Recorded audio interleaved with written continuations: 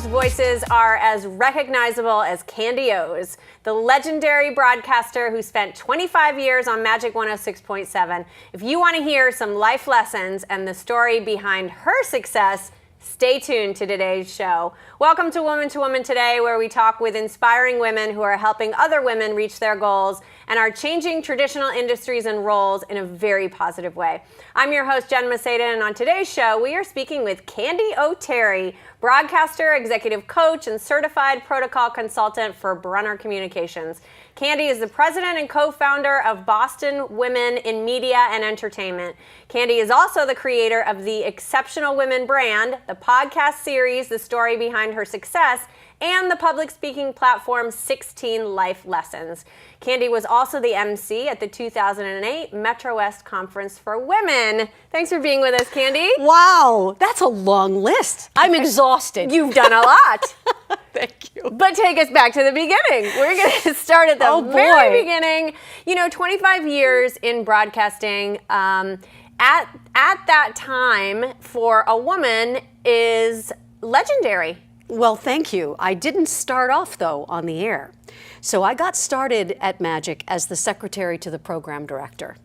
I got my foot in the door. As you know, I'm sure you've mentored many young women to say, listen, if you can just get your foot in the door and be a sponge and learn what you can, well, that's what I did. I had just gone to the Connecticut School of Broadcasting. I'm a Boston College alum, but I needed to learn the business of radio. And so I went to the Connecticut School of Broadcasting with an office in Wellesley Hills, so I didn't have to go to Connecticut. Anyway, I loved everything that I learned. It was a 4-month course. And at the end of the 4 months, they sent me out on 3 job interviews. And one of them was to be the secretary to the program director at Magic. The other 2 were on-air positions.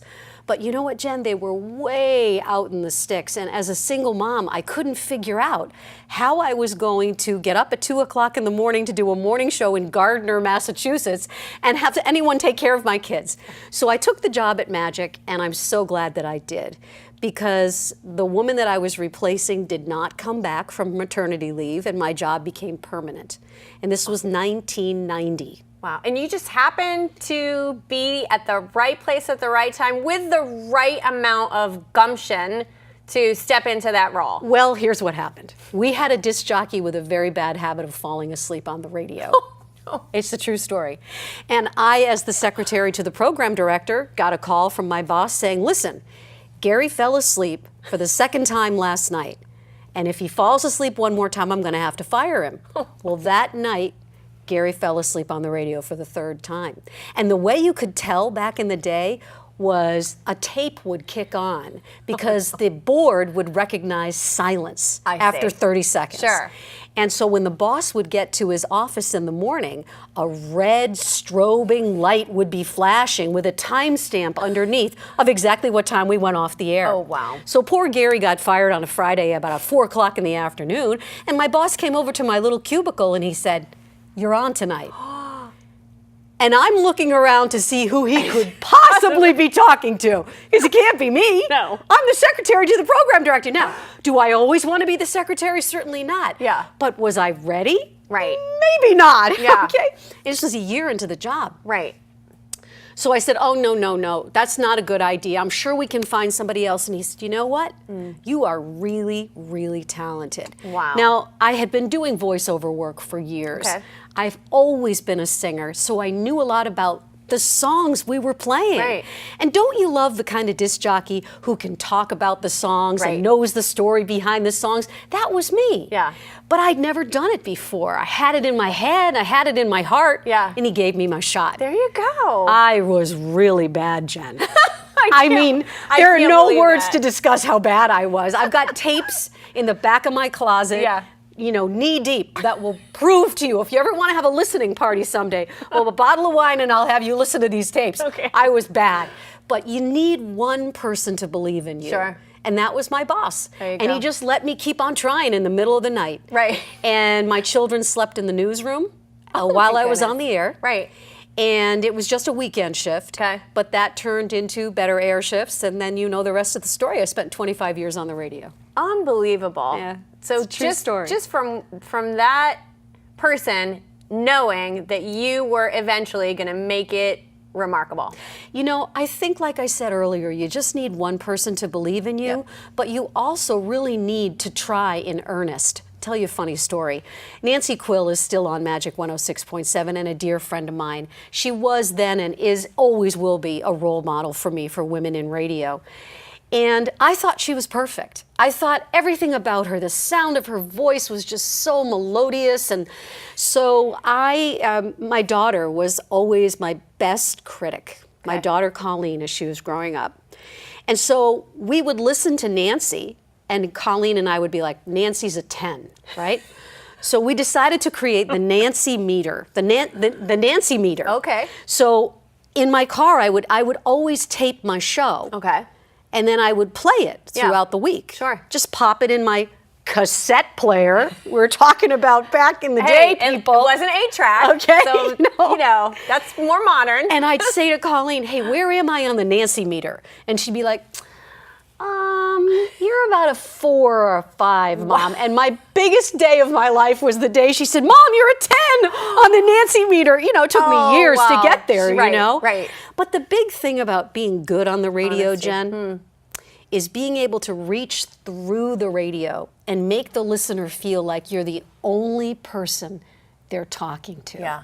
And that takes a while. Oh, yeah. Because you have to stop being self-conscious. Right. You have to start just having a conversation. Sure. Instead of, hi, I'm Candy, you know? That suddenly became, hey, it's Candy, how are you? Right. You know? And I loved every minute of it. I really did. And you had some amazing experiences, I'm sure. You yeah. interviewed some incredible stars who are still magnificent to this day and are still popular, and tell us some of those experiences. There are so many stories for you to tell, for me to tell. The first one that comes to mind is, and let me back up to say that I think everybody has great ideas in them, like this show called Woman to Woman, the one we're doing right now. Great idea by you.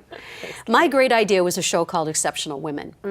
And it really was something that kind of came to me way back in 1992 after having interviewed, or not interviewed yet, met a woman who, despite every obstacle in her path, had achieved greatness in her life. And I went home that night and I drew up a business plan. And I brought it to my boss and I said, I have an idea for a public affairs program called Exceptional Women. And he said, well, explain it to me. And I did, and he let me launch the show. At 7 o'clock in the morning on a Sunday, but it would go on to become a show that won more awards than any other award in all of commercial radio for women in radio. It was a big deal, and I'm very proud of it. You should be. But I tell you that because the platform of the Exceptional Women show enabled me to interview women who make headlines and women who make things happen quietly. The women who make headlines, interesting story, Madonna. I spoke to her on the phone. She was way too busy to possibly come into the studio. She was great. She was very articulate and very sensitive to each and every question. And she thought about the answers very carefully. Mariah Carey came to Boston to be interviewed by me. She was touring with, she had just come off of the movie Glitter, which was a box office disaster for her. Big time. But she had still already had 15 #1 songs. Right. She was the artist of the 90s. She was the most successful female of the 90s and continues to hold records in that regard. Well, Madonna was staying at the Four Seasons, and I wanted to make an impression. So I went to Winston's and I got 15 long stem white roses and 1 extra for her next #1 song. They each represented a #1 song, the one for Good Luck, so 16. And I had them placed in a giant box with tubes on the end and a big diva bow just overflowing over the top of this thing. And I walk into the Four Seasons with my box and my producers and everything, right, like this. And Maddie in the Morning is there, and Billy Costa is there, and Ramiro is there, and everyone's like, hey, what's in the box, Candy? And I'm like, get your hands off of my box, okay? And they're like, oh, you got flowers in there? Can I have one? I was like, no, right? Well, God love her, she was 4 hours late for the interview. Oh, so everybody's dear Lord. downstairs, you know. People are all starting to like go up to the bar, have a cocktail. People are all getting smashed. And I'm like, nope, I'm gonna sit here, I'm gonna do organized, this. I got my roses, right? Oh, no. So finally it's my turn to go upstairs. Okay. Her bodyguard was as big as this couch. I mean, just massive. Yeah. But when it was my turn to go in and I had these roses with me, Yeah. she delicately opened up the box and asked for a vase. Here we are in the penthouse suite. Sure. And she's talking to me now, and cameras Okay. are rolling, Sure. right? Tape is going, the cameras are going. Yeah. And she's literally telling me the story of her life. Wow. As she's putting these 16 roses into her vase, right? Yeah. I learned things in that interview that she has never shared with other people. What it was like to grow up in this affluent town on Long Island, the only girl of color in her school, and a biracial family. Yeah. Her father being black, her mother white. Her mother was a soprano for the Metropolitan Opera Company. And she told me the story about how, you know, I was sitting there on the ground, you know, on my mother's floor. I used to love to listen to her sing and practice, and she was practicing the Rigoletto. And she made a mistake. And I said, no, Mama, it goes like this. And she starts singing the Rigoletto, note for note, at the age of 3, right? Oh, my gosh. Meanwhile, she's still putting her roses in the vase, right. you know? And I'm just like, hey, did you get that? I know. Okay? And she told me the story about how her dogs were poisoned Oh, my gosh. because they were her dogs. a biracial, you know, family, right? And Go Home was written across their garage one day. Oh, wow. All these things. Wow. And what I learned that day was superstars just want to be comfortable in the room that they're in. Yep. They're no different than you and I. Sure. They might be making millions of dollars more money Right. than you and I are or Sure. ever will make, but they're just people. Yeah. They just want to be, they want to have a conversation with somebody. Right. And so Well, I somebody became genuine and somebody trustworthy and somebody that respected her accomplishments, obviously. very I much mean, so. That was really I had thoughtful. such respect for her Yeah. as a singer. One more thing she told me. She said that when she was growing up, she didn't have a lot of friends, and she was kind of a little bit of a recluse at home. And she would come home from school, and she had a purple journal. And in that journal, she would just write stories, or she would write what she thought might become lyrics to songs. She wasn't really sure. And when she left home and lived in Greenwich Village with her best friends, scamming a bagel and some iced tea from the guy downstairs, living on a mattress, you know, not really knowing where her career was going to go, somebody offered her $5,000 for that journal. And she said, no, this is important to me. These are my songs, these are my stories. And when she ended up getting her record deal with Sony Records, the songs in that book were her first 5 #1 songs. Wow. So what I learned from Mariah Carey is not only persistence and believing in yourself, but that sometimes the difficult parts of our lives are there for a reason. Because they teach us humility and they teach us to believe in ourselves. And she's just one of the almost 700 women I've had a chance to talk to. Yeah, when we come back, I want to talk about your mindset and how you had to prepare yourself to meet these women who were incredibly successful, those that were quietly successful, because the way that you were able to and are still able to encourage women to talk about themselves in a very genuine and open environment is something that our audience really should hear. So we're going to come right back with Candy, so stay with us. Hi, we're back with Candy O'Terry, legendary broadcaster. And when we were talking, Candy, in the last segment, you are so good at encouraging women to talk about themselves, which is rare for women to do. You know, we're both trying to create these platforms to encourage women to do more of that. But you're so good at it. What do you do to prepare yourself and to prepare women to share their journey? Sure, thanks for asking. I feel like it is an honor to sit down with a woman and ask her to share her story. Here's what happened to me. When I was a young woman, my mom died of breast cancer when I was 18 years old. And from the time I was 14, she was really, really sick. And I'm an only child. And I'm the only child of only children. So that means, Jen, that I have no aunts, no uncles. My grandparents were dead. I was really isolated. It was just my dad and me after my mom died. And I sought out role models my entire early adulthood. I craved, my mother wasn't done with me yet. What 18-year-old is fully cooked, right? Think about it. That's right. And so I craved the knowledge of an exceptional woman.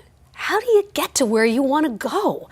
So when I created this platform, for me, it was like, oh my goodness, I can't wait to sit down and find out all about courage and persistence and bravery and chutzpah and all that stuff. Yeah. And so I found as an interviewer that all I really needed to do was due diligence to make sure that the woman that I was about to talk to had a story to tell, and that she knew how to tell it. Right. Right? Well, let's talk about those lessons, because you have an exciting project that's coming up, and I want to hear all about that, because it's time for you to share those life lessons that you've learned for yourself. That's right. And that you've learned from other women. Sure. So one day, a couple years ago, and make no mistake about it, I miss being on the radio. I really loved it that much. I just didn't like getting up at 3:30 in the morning. Didn't like that at all. And I knew that there were other things for me to do beyond being live on the radio. So one day, about 2 years ago, I was doing a lot of soul searching. And it was kind of one of those rainy, cold days. And I had my journal out and I started writing down all the things these 600 women taught me. And of course, some lessons were more memorable than others. Sure. And I came up with my 16 life lessons. May I? Yes. Number 1 is wake up grateful. Number 2, baby steps are better than no steps at all. Sometimes if you're scared, Jen, and you don't take one little step to come out of the corner that you're in, Right. you're never going to get across the room.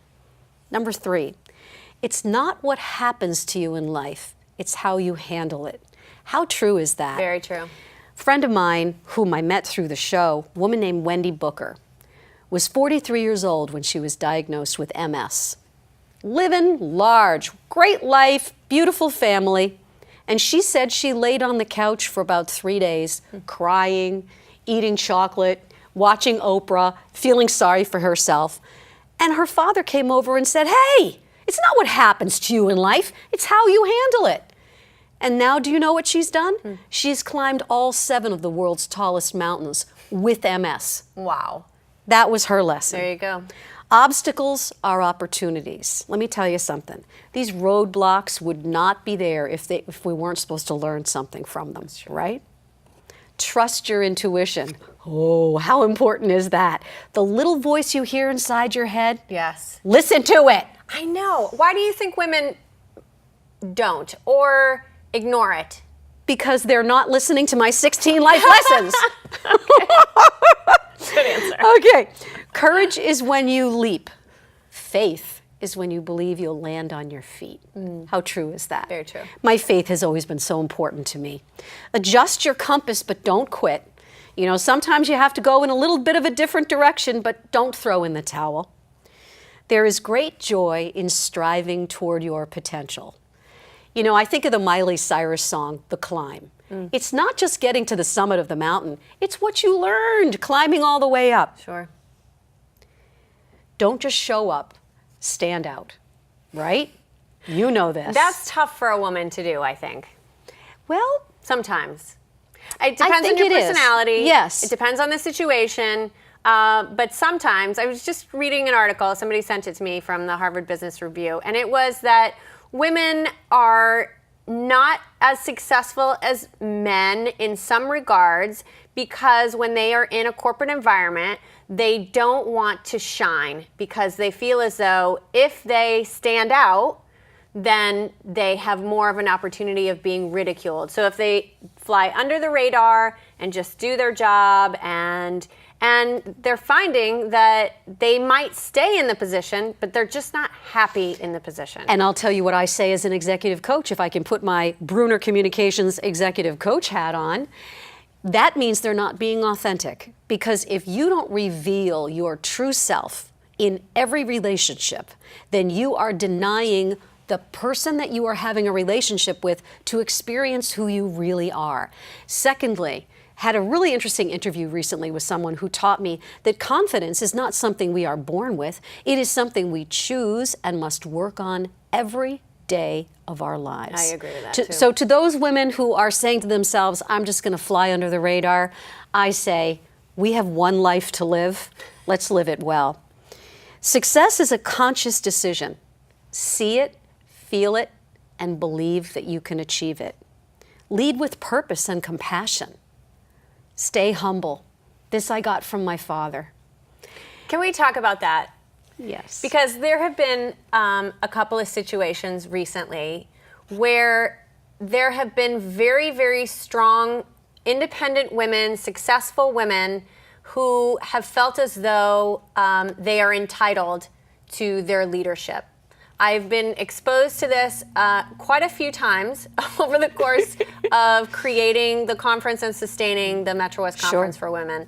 And what I find amazing is that they build a reputation based on that strength, maybe, but they lose their reputation of being humble. That's right. And I don't know if it's that they're in such a strong environment that they feel as though they have to not have any perception of being humble, that they just need to be strong all the time and dictating all the time. And they lose their soft spot. Yes. You know, my dad used to say to me, Candace, be humble.